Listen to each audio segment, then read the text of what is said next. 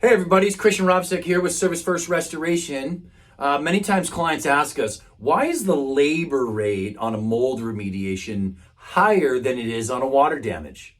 Okay, it's a great question to ask. The reason is because mold remediations are labor intensive. So the going rate for a water damage technician is around $55 to $65 an hour.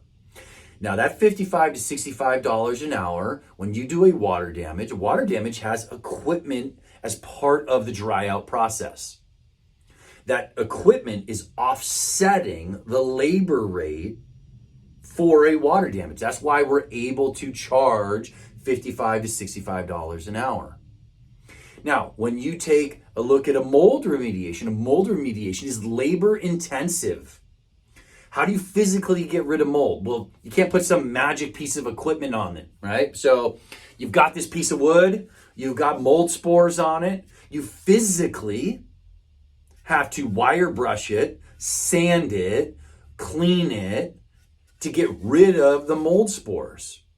So when you're doing a mold remediation, the labor rate is in the $85-ish an hour. Now, people go, why? It's so much more expensive. And it's because it's not being offset by the equipment usage.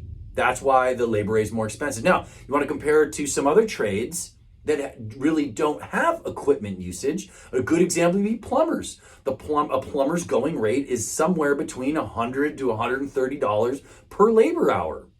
So when you compare a labor rate of plumber of $100 to $130 an hour to a water damage technician at, call it $55 to $65 an hour, that's a pretty big discrepancy.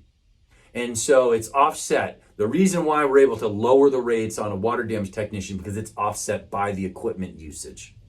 So that's a quick, short explanation on why labor rates for mold remediations are higher than water damage. If you have more questions, please contact us.